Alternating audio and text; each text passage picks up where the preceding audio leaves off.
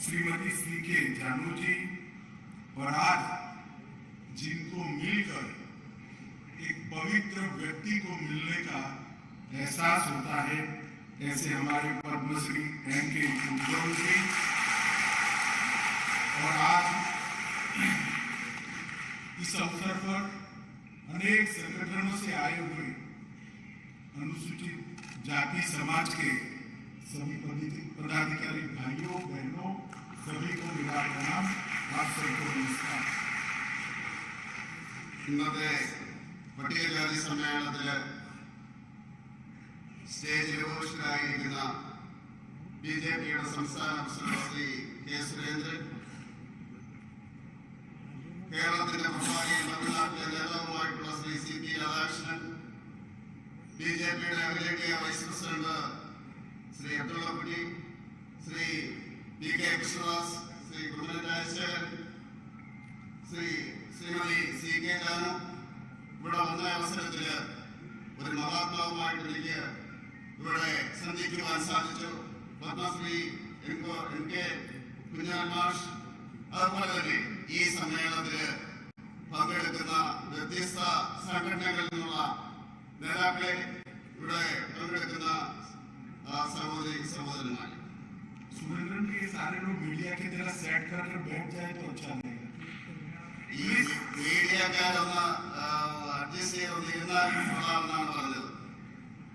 मैं यहीं रहकर बोलूंगा तो आप सेट कर लीजिए, फिर इधर उधर नहीं जाऊंगा।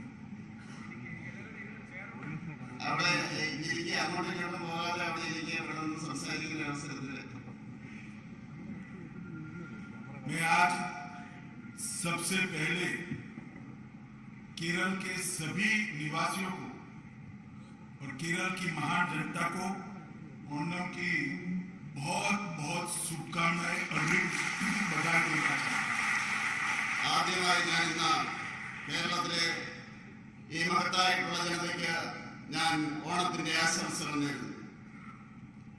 आज भगवान पद्मनाभ स्वामी की ये महान नगरी में मैं आया हूं और इससे अनेक गुना ज्यादा आनंद आज मुझे एससी सम्मेलन में आप लोगों को मिलकर हो रहा है। പത്മനാഭസ്വാമിയുടെ പവിത്രമായിട്ടുള്ള ഈ ഭൂമിയിൽ വന്നതുകൊണ്ട് ഇവിടെ ഈ എസ്സി സമ്മേളനത്തിൽ പങ്കെടുക്കുന്ന എനിക്ക് വളരെയധികം ആഹ്ലാദം എനിക്ക് അനുഭവപ്പെടുകയാണ്. मित्रों, कल भारत के रक्षा इतिहास का एक बहुत महत्वपूर्ण दिन था जब हमारे प्रधानमंत्री जी ने यही केरल के सागर किनारे से भारत में नवनिर्मित संपूर्ण आत्मनिर्भर भारत की कल्पना को चरितार्थ करने वाला हमारा विक्रांत राष्ट्र को समर्पित किया। സുഹൃത്തുക്കളെ, ഇന്നലെ നമ്മുടെ പ്രതിരോധ രംഗത്ത് വളരെയധികം മുന്നേറ്റം നടത്തുന്ന, അതുപോലെ തന്നെ ഈ രാജ്യത്തിന്റെ സംരക്ഷണത്തിന് വേണ്ടി നിലകൊള്ളുന്ന ഒരു പദ്ധതി ഇന്നലെ പ്രധാനമന്ത്രി ഇതേ കേരളത്തിന്റെ സമുദ്ര തീരത്ത് നിന്നുകൊണ്ട് അദ്ദേഹം ഈ ചരിത്രത്തില് തങ്കലിപികളിൽ എഴുതുന്ന രീതിയിൽ പൂർണ്ണമായിട്ടുള്ള ആത്മനിർഭരത്തിന്റെ അടിസ്ഥാനത്തില് നിർമ്മിച്ച ആ കപ്പല് അദ്ദേഹം ഉദ്ഘാടനം ചെയ്യുകയുണ്ടായി. और हमारी नौसेना को गुलामी की सभी निशानियों को पीछे छोड़कर अपनी वैभवशाली संस्कृति पर गर्व करने वाला शिवाजी महाराज के राज चिन्ह से संस्कारित एक नया निशान भी मोदी जी ने नौसेना को देने का काम किया है।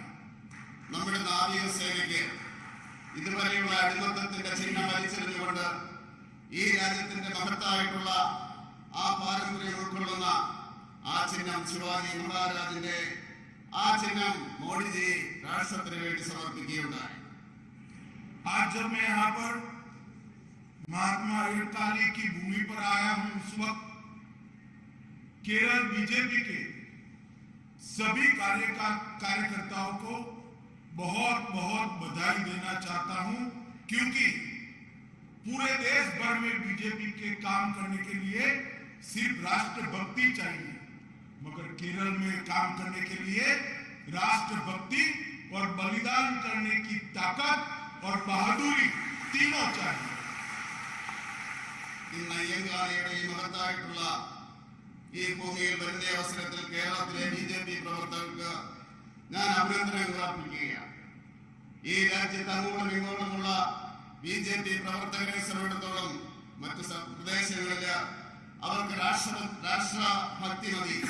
പക്ഷേ കേരളത്തില് പ്രവർത്തിക്കുന്നതിന് രാഷ്ട്രഭക്തി മാത്രമല്ല, ബലിദാനം ചെയ്യാനുള്ള ആ ശക്തിയും ധൈര്യവും ഉണ്ടായിരിക്കണം. അതാണ് കേരളത്തിലെ പ്രവർത്തകരുടെ പ്രത്യേകത. मित्रों, आज मैं केरल के सभी भारतीय जनता पार्टी के कार्यकर्ताओं को ये कहने आया हूं कि वो दिन दूर नहीं है जब केरल में भी कमल का निशान का झंडा फहरने वाला है। സുഹൃത്തുക്കളെ, ഇന്ന് ഞാൻ കേരളത്തിൽ വരുന്ന അവസരത്തിൽ നിങ്ങളോട് പറയുവാൻ ആഗ്രഹിക്കുകയാണ്, ആ ദിവസം വിദൂരമല്ല. കേരളത്തിലും താമര വിരിയുമെന്നുള്ള കാര്യത്തിൽ യാതൊരു സംശയവുമില്ല എന്ന് ഞാൻ പറയുവാൻ ആഗ്രഹിക്കുകയാണ്. मित्रों, पूरे देश भर से कांग्रेस धीरे धीरे धीरे जनमानस से लुप्त हो रही और पूरी दुनिया से कम्युनिस्ट पार्टी लुप्त हो रही है। केरल में राजनीतिक भविष्य है तो केवल और केवल मोदी जी के नेतृत्व की भारतीय जनता पार्टी का राजनीतिक भविष्य है। हमारे कार्यकर्ताओं ने इस बात को अपने मन में स्थान देकर पुरुषार्थ करने की जरूरत है। ഈ രാജ്യത്ത് നിന്ന് കോൺഗ്രസ് പതുക്കെ പതുക്കെ പതുക്കെ അപ്രത്യക്ഷമായിക്കൊണ്ടിരിക്കുകയാണ്. അതുപോലെ ലോകത്ത് നിന്ന് കമ്മ്യൂണിസ്റ്റ് പാർട്ടിയും കമ്മ്യൂണിസത്തിന്റെ ആശയവും മാറിക്കൊണ്ടിരിക്കുകയാണ്. ഇന്ന് ഈ കേരളത്തില് ഏതെങ്കിലും പാർട്ടിക്ക് ഭാവിയുണ്ടെങ്കിൽ അത് ഭാരതീയ ജനതാ പാർട്ടിക്ക് മാത്രമെന്ന് പറയുവാൻ ഞാൻ ആഗ്രഹിക്കുകയാണ്. ഇത് മനസ്സിൽ ധരിച്ചുകൊണ്ട് വേണം ഭാരതീയ ജനതാ പാർട്ടിയുടെ പ്രവർത്തകര് പ്രവർത്തിക്കുവാനെന്ന് പറയുവാൻ ഞാൻ ആഗ്രഹിക്കുകയാണ്. मित्रों, 2014 में जब देश की महान जनता ने मोदी जी के नेतृत्व में भारतीय जनता पार्टी को सरकार बनाने का मौका दिया, मोदी जी पहली बार सांसद भी बने, प्रधानमंत्री भी बने, और जब पार्लियामेंट में जाते थे तब उसके बाद पार्लियामेंट की सीढ़ियों को, वो भूमि को माथे से लगाकर उन्होंने कहा था कि ये भारतीय जनता पार्टी की नरेंद्र मोदी सरकार दलितों की है, गरीबों की है, पिछड़ों की सरकार। 2014 ഭാരതീയ ജനതാ പാർട്ടി നരേന്ദ്രമോദിയുടെ നേതൃത്വത്തിലെ സർക്കാർ വന്ന അവസരത്തില് അന്ന് നരേന്ദ്രമോദി ലോക്സഭാ മെമ്പറിലായിരുന്നു. ആദ്യമായിട്ടാണ് ലോക്സഭാ മെമ്പറാകുന്നത്, അതുപോലെ തന്നെ പ്രധാനമന്ത്രിയാകുന്നത്. ആ പാർലമെന്റിൽ എത്തിയപ്പോഴ് ആ പവിത്രമായിട്ടുള്ള ഭൂമിയെ അദ്ദേഹം നമസ്കരിച്ചു, ആ പടികളിൽ നമസ്കരിച്ചു. എന്നിട്ട് അദ്ദേഹം പറഞ്ഞു, നരേന്ദ്രമോദിയുടെ സർക്കാർ എന്ന് പറയുന്നത് അത് ദളിതരുടേതാണ്, അത് പാവപ്പെട്ടവരുടേതാണ്, അത് പിന്നോക്കക്കാരുടേതാണ് എന്നാണ് നരേന്ദ്രമോദി പറഞ്ഞത്. मित्रों, और मोदी जी ने इस बात को चरितार्थ करते हुए देश के 60 करोड़ दलित, आदिवासी, गरीब और पिछड़े समाज के व्यक्तियों को उनके जीवन स्तर को उठाने का काम नरेंद्र मोदी जी ने 8 साल के अंदर किया। നരേന്ദ്രമോദിയുടെ സർക്കാർ ഈ രാജ്യത്തെ കോടിക്കണക്കിന് ദളിത് വിഭാഗങ്ങൾക്ക് വേണ്ടി ഏതാണ്ട് 8 വർഷ കാലഘട്ടം കൊണ്ട് ഏതാണ്ട് പൂർണ്ണമായിട്ടുള്ള പ്രവർത്തനങ്ങൾ ചെയ്തുകൊണ്ട് അദ്ദേഹം മുന്നേറുകയാണ്. मैं आज कांग्रेस पार्टी को पूछना चाहता हूं, कभी भी क्या आपकी मंत्रिपरिषद में 12 मंत्री अनुसूचित जाति के रहे हैं क्या? ये काम देश के प्रधानमंत्री नरेंद्र मोदी जी ने भारतीय जनता पार्टी की सरकार में करने का किया। അതുപോലെ തന്നെ കോൺഗ്രസുകാരോട് ചോദിക്കുവാൻ ഞാൻ ആഗ്രഹിക്കുകയാണ്, ആ കോൺഗ്രസിന്റെ കാലഘട്ടത്തിലോ ഈ 12 പട്ടികജാതി പട്ടികവർഗ മന്ത്രിമാരുണ്ടായിട്ടുണ്ടോ എന്ന് ചോദിക്കുവാൻ ഞാൻ ആഗ്രഹിക്കുകയാണ്. നരേന്ദ്രമോദിയുടെ ഈ സർക്കാരില് ആ രീതിയിൽ പട്ടികജാതി പട്ടികവർഗ മന്ത്രിമാരുണ്ടായി എന്ന് പറയാൻ ഞാൻ ആഗ്രഹിക്കുന്നു. मित्रों, पहली बार जब भारतीय जनता पार्टी को देश का राष्ट्रपति चुनने का मौका मिला, नरेंद्र मोदी जी के नेतृत्व में पूर्ण बहुमत की सरकार बनी। हमने पहला राष्ट्रपति एक दलित समाज के गरीब व्यक्ति रामनाथ कोविंद को चुनने का किया।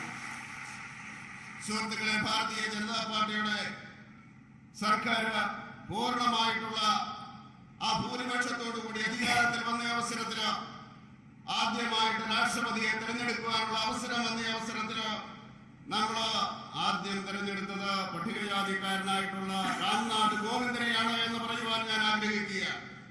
और दूसरी बार जब हमें ये मौका मिला तो हमने एसटी समाज की महिला नेत्री द्रौपदी मुर्मू जी को राष्ट्रपति बनाने का काम किया. രണ്ടാമത്തെ പ്രാവശ്യത്തും ജനങ്ങൾ നമുക്ക് അവസരം തന്ന അവസരത്തിൽ പട്ടികവർഗ വിഭാഗത്തിലെ മഹിളയായിട്ടുള്ള द्रौपदी मुर्मुവിനെ राष्ट्रपतिയായിട്ട് നമ്മൾ വിജയിപ്പിക്കുകയാണ് ഉണ്ടായത്. क्योंकि प्रधानमंत्री नरेंद्र मोदी जी का दृढ़ विश्वास है कि हमारी अनुसूचित जाति और अनुसूचित जाति के और जनजाति के भाइयों बहनों को आगे लाए, मगर भारत का विकास असंभव है. നരേന്ദ്രമോദിജിയുടെ വിശ്വാസമാണ് ഈ രാജ്യത്തെ പട്ടികജാതി പട്ടികവർഗ വിഭാഗങ്ങളുടെ വികസനത്തിലൂടെ അല്ലാതെ ഈ രാജ്യത്തിന്റെ വികസനം സംഭവിക്കില്ല എന്ന് അദ്ദേഹം വിശ്വസിക്കുന്നു. मित्रों, मोदी जी की सरकार 8 साल चली है. इस देश में कांग्रेस की सरकार 60 साल चली. ये कम्युनिस्ट भाइयों को भी लगभग 8 साल तक सत्ता में भागीदारी की, मगर दलित समाज, आदिवासी समाज, गरीबों का कभी कल्याण करने का काम नहीं किया, सिर्फ उनके वोट लेने का काम किया. മോഡി സർക്കാർ 8 വർഷം ഏതാണ്ട് ഭരണത്തിൽ പൂർത്തിയാക്കിയിരിക്കുകയാണ്. കോൺഗ്രസ് പാർട്ടി 60 വർഷം ഈ രാജ്യം ഭരിച്ചു. മാർക്സിസ്റ്റ് കമ്മ്യൂണിസ്റ്റ് പാർട്ടികൾക്ക് വ്യത്യസ്തമായിട്ടുള്ള സമയങ്ങളിൽ ഏതാണ്ട് 8 വർഷം ഭരണത്തിന്റെ ഭാഗമാകുവാൻ വേണ്ടി പിന്തുണയ്ക്കുവാനുള്ള അവസരം മുഖ്യമായിട്ട് അവർക്ക് കിട്ടി. അവര് ദളിത് ആദിവാസി വിഭാഗങ്ങൾക്ക് വേണ്ടി ഒന്നും ചെയ്തില്ല എന്ന് പറയുവാൻ ഞാൻ ആഗ്രഹിക്കുകയാണ്. मित्रों, नरेंद्र मोदी जी ने 10 करोड़ लोगों को मुद्रा योजना में छोटी छोटी लोन देने का काम किया. उसमें से 50%, 10 करोड़ में से 50% दलित समाज के लोग हैं. സുഹൃത്തുക്കളെ, നരേന്ദ്രമോദിയുടെ സർക്കാർ 10 ലക്ഷം കോടി രൂപയുടെ 10 കോടി ജനങ്ങൾക്ക് മുദ്രാ ലോൺ കൊടുക്കുവാൻ വേണ്ടി ആ പദ്ധതി നടപ്പിലാക്കി. ആ അവസരത്തില് അതിന്റെ 50%, 10 കോടിയില് 10 കോടി ജനങ്ങളില് 50% ദളിത് വിഭാഗത്തിന് വേണ്ടിയാണ് മാറ്റിവെച്ചത് എന്ന് പറയുവാൻ ആഗ്രഹിക്കുകയാണ്. उज्ज्वला योजना के तहत 9 करोड़ गरीबों को गैस के सिलेंडर दिए गए. 9 करोड़ में से 5 करोड़ एससी और एसटी समाज की माताओं को गैस का सिलेंडर देने का काम किया गया है. അതുപോലെ ഉജ്ജ്വല യോജനയുടെ അടിസ്ഥാനത്തിൽ 9 കോടി ദരിദ്ര കുടുംബങ്ങൾക്ക് ഗ്യാസ് കണക്ഷൻ കൊടുത്തു. അതിലെ അഭിമാനമുണ്ട്. 5 കോടി SC ST ജനവിഭാഗങ്ങൾക്കാണ് കൊടുത്തതെന്ന് പറയുവാൻ ഞാൻ ആഗ്രഹിക്കുകയാണ്. स्वच्छ भारत के तहत 11 करोड़ शौचालय बनाए. 11 करोड़ शौचालय में से 5 करोड़ 50 लाख शौचालय एससी और एसटी समाज के लोगों के बनाए गए. അതുപോലെ തന്നെ ഈ നാട്ടിലെ ശൗചാലയങ്ങൾ ഉണ്ടാക്കിയ അവസരത്തിൽ സ്വച്ഛ ഭാരതിന്റെ അടിസ്ഥാനത്തിൽ ഉണ്ടാക്കിയപ്പോൾ 11 കോടി ടോയ്ലറ്റുകൾ ഉണ്ടാക്കിയ അവസരത്തിൽ അതിൽ നിന്ന് 5 കോടി 50 ലക്ഷം ടോയ്ലറ്റുകൾ SC ST ജനവിഭാഗങ്ങൾക്ക് വേണ്ടിയാണ് പണിതെന്ന് പറയാൻ ആഗ്രഹിക്കുക. 8 करोड़ गरीबों के घर में नल से पानी पहुंचाया गया. उसमें से 3 करोड़ गरीब दलित और आदिवासी समाज के. അതുപോലെ തന്നെ ഏതാണ്ട് 8 കോടി ജനങ്ങളിലെ വീടുകളിൽ പൈപ്പിന് വെള്ളം എത്തിക്കുകയുണ്ടായി. അതിലെ 8 കോടിയിൽ 3 കോടി ആ പട്ടികജാതി പട്ടികവർഗത്തിൽപ്പെട്ടവരാണ് എന്ന് പറയുവാൻ ഞാൻ ആഗ്രഹിക്കുക. मित्रों, लगभग 11 करोड़ गरीब किसानों को 11 करोड़ किसानों को हर साल 6,000 रुपया उनको सहायता के रूप में दिया जाता है. സുഹൃത്തുക്കളെ, എല്ലാ വർഷവും ഏതാണ്ട് 11 കോടി കർഷകർക്ക് വർഷം 6,000 രൂപ വെച്ച് കൊടുത്തുകൊണ്ടിരിക്കുകയാണ്. और 2 करोड़ 7 लाख गरीबों को आवास देने का काम किया है. उसमें से 1 करोड़ 11 लाख दलित और आदिवासी समाज के भाई बहन हैं. അതുപോലെ തന്നെ 2 കോടി 60 ലക്ഷം വീടുകൾ ദരിദ്ര ജനവിഭാഗങ്ങൾക്ക് വേണ്ടി വെച്ചുകൊടുത്തു. അതിൽ 1 കോടി 11 ലക്ഷം പട്ടികജാതി പട്ടികവർഗത്തിന് വേണ്ടിയാണ് എന്ന് പറയാൻ ഞാൻ ആഗ്രഹിക്കുക. और 80 करोड़ गरीबों को 2 साल तक प्रति व्यक्ति 5 किलो अनाज मुफ्त दिया गया. वो सभी के सभी में सबसे ज्यादा मेरे अनुसूचित जाति के भाई हैं. അതുപോലെ തന്നെ 80 കോടി ദരിദ്രർക്ക് 2 വർഷ കാലഘട്ടം 5 കിലോ അരി വെച്ചു കൊടുക്കുവാൻ വേണ്ടി നമ്മൾ തീരുമാനിച്ചു കൊടുത്തുകൊണ്ടിരിക്കുകയാണ്. അതിൽ ഭൂരിപക്ഷവും ദളിത് വിഭാഗത്തിന് വേണ്ടിയാണ് എന്ന് പറയുവാൻ ഞാൻ ആഗ്രഹിക്കുക. मैं पूछना चाहता हूं, गरीबों की बात करने वाली कम्युनिस्ट पार्टी को और गरीबी हटाओ का नारा देने वाली कांग्रेस पार्टी को कि आपने दलित समाज और आदिवासी समाज के लिए, गरीबों के लिए क्या किया, इसका हिसाब किताब लेकर दलित समाज के सामने आपका हिसाब देना चाहिए. അതുപോലെ തന്നെ ഞാൻ ചോദിക്കുവാൻ ആഗ്രഹിക്കുകയാണ്, ദരിദ്രർക്ക് വേണ്ടി നിലകൊള്ളുന്നു എന്ന് പറയുന്ന കമ്മ്യൂണിസ്റ്റ് പാർട്ടിയും ഗരീബി ഘടോ എന്ന് പറഞ്ഞുകൊണ്ട് കോൺഗ്രസുകാർ വന്ന ആ കോൺഗ്രസുകാരോട് ഞാൻ ചോദിക്കുവാൻ ആഗ്രഹിക്കുകയാണ്, ദളിത് ആദിവാസി ദരിദ്ര ജനവിഭാഗങ്ങൾക്ക് വേണ്ടി നിങ്ങൾ എന്തൊക്കെയാണ് കൊടുത്തതെന്ന് അതിന്റെ കണക്കുമായിട്ട് നിങ്ങൾ ഈ പട്ടികജാതി പട്ടികവർഗത്തിന്റെ മുമ്പിൽ വന്ന് അവതരിപ്പിക്കണമെന്ന് ഞാൻ ആഗ്രഹിക്കുകയാണ്. जब तक देश में कांग्रेस का शासन रहा, आंबेडकर जी को भारत रत्न नहीं मिला. जब कांग्रेस का शासन गया, तभी भारत रत्न आंबेडकर जी को देने का काम हुआ. എത്ര നാൾ കോൺഗ്രസുകാർ അധികാരത്തിലിരുന്നോ ആ കാലഘട്ടത്തിലോ അംബേദ്കറിന് ഭാരതരത്ന കൊടുത്തില്ല. എന്ന് കോൺഗ്രസ് അധികാരത്തിൽ നിന്ന് പുറത്തുപോയോ അന്ന് അംബേദ്കറിന് ആ ഭാരതരത്നം കൊടുക്കുകയുണ്ടായി. मित्रों, 14 अप्रैल को राष्ट्रीय समरसता दिवस घोषित कर हमेशा के लिए आंबेडकर जी को श्रद्धांजलि देने का काम नरेंद्र मोदी जी ने किया.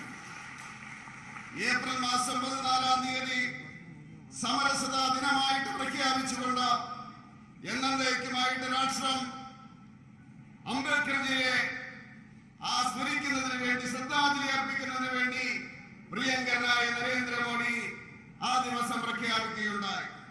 26 नवंबर को संविधान दिवस घोषित कर आंबेडकर जी का संविधान के निर्माण में जो योगदान है, उसको हमेशा हमेशा के लिए भारत के इतिहास में सुवर्ण अक्षर से लिखने का काम किया गया. നവംബർ മാസം 26-ാം തീയതി ഭരണഘടനാ ദിവസമായിട്ട് പ്രഖ്യാപിച്ചുകൊണ്ട് അംബേദ്കറിന്റെ ആ സേവനത്തെ എന്നേക്കുമായിട്ട് സ്മരിക്കുന്നതിന് വേണ്ടി, ആ ഭാരതത്തിന്റെ जनता स्मरिക്കുന്നതിന് വേണ്ടി ആ ദിവസം പ്രഖ്യാപിക്കുകയുണ്ടായി. आम्बेडकर जी से जुड़े 5 स्थान मऊ में उनका जन्म स्थान, लंदन में उनका स्थान शिक्षा का, नागपुर में उनका दीक्षा का स्थान, दिल्ली में जहां उन्होंने देह छोड़ा था ये स्थान, और मुंबई में जहां उनका अग्नि संस्कार हुआ था वो स्थान, 5 स्थानों को भारतीय जनता पार्टी ने वहां उनका स्मारक बनाकर पंच तीर्थ आंबेडकर जी के नाम से बनाने का काम भारतीय जनता पार्टी के नेता नरेंद्र मोदी जी ने किया है. അംബേദ്കറുമായിട്ട് ബന്ധപ്പെട്ട എംപി സ്ഥാനങ്ങളില് മൗവിലാണ് അദ്ദേഹം ജനിച്ചത്, ലണ്ടനിലാണ് അദ്ദേഹം പഠിച്ചത്, നാഗ്പൂരിലാണ് അദ്ദേഹത്തിന്റെ പ്രദേശം, ഡൽഹിയിലാണ് അദ്ദേഹത്തിന്റെ ആ കർമ്മ ഭൂമിയായിട്ടുണ്ടായിരുന്നത്, ബോംബെയിലാണ് അദ്ദേഹം അഗ്നിയിൽ ലയിച്ച് ആ 5 സ്ഥാനങ്ങളില് ഭാരതീയ ജനതാ പാർട്ടിയുടെ സർക്കാർ പഞ്ചതീർത്ഥമായിട്ട് നരേന്ദ്രമോദിയുടെ സർക്കാർ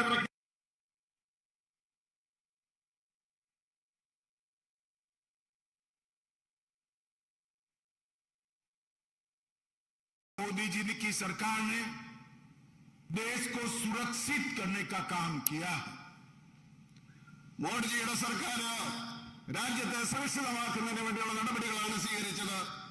कश्मीर के अंदर आतंकवाद की जड़ों को मजबूत करने वाली धारा 370 को मोदी जी ने 5 अगस्त को उखाड़कर फेंककर हमेशा के लिए कश्मीर को भारत के साथ जोड़ने का काम किया है.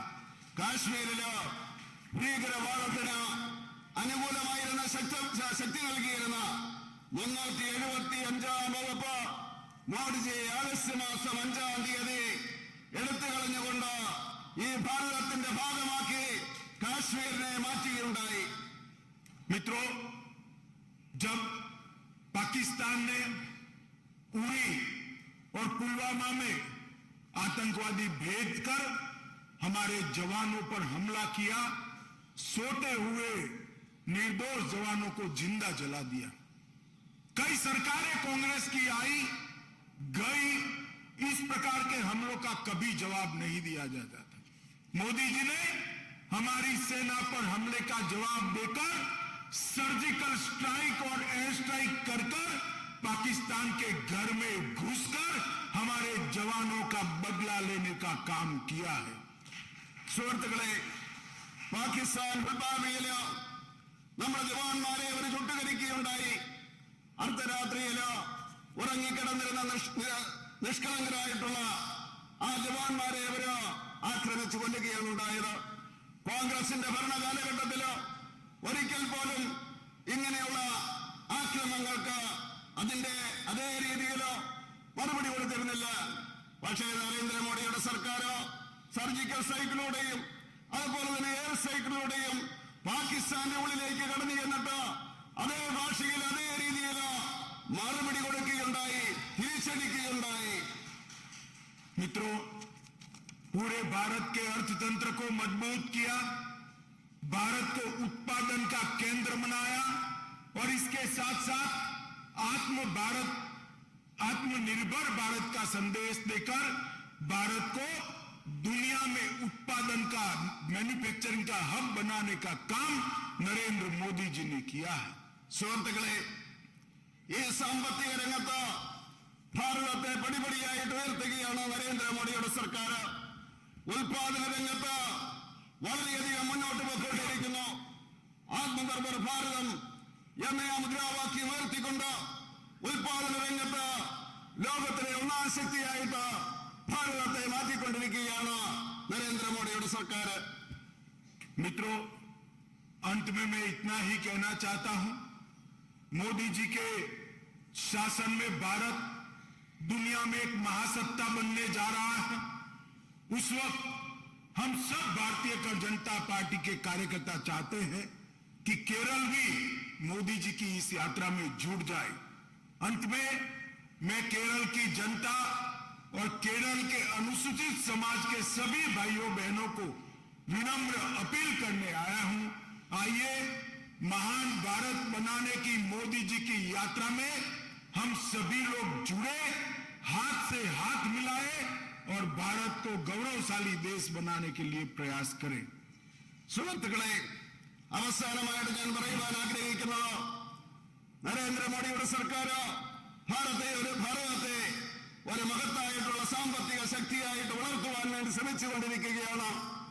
ഈ അവസരത്തില് BJP പ്രവർത്തകരോട് എനിക്ക് പറയുവാനുള്ളത്, കേരളത്തിലെ ജനങ്ങളോട് പറയുവാനുള്ളത്, അതുപോലെ തന്നെ ദളിത് ജനവിഭാഗങ്ങളോട് പറയുവാനുള്ളത്, നരേന്ദ്രമോദിയുടെ കരങ്ങളെ ശക്തിപ്പെടുത്തുന്നതിന് വേണ്ടി, ഈ രാജ്യത്തെ മഹത്തായിട്ടുള്ള രാഷ്ട്രമാക്കുന്നതിന് വേണ്ടി എല്ലാവരും നരേന്ദ്രമോദിയുടെ ഒപ്പം ചേരണമെന്നാണ്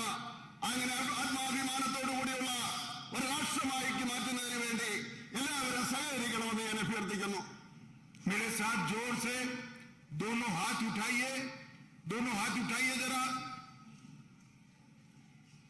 केरल में सरकार बनने के संकल्प की मुट्ठी भींचिए ഇങ്ങനെ പിടിക്കാൻ. और प्रचंड आवाज से बोलिए, भारत माता की, भारत माता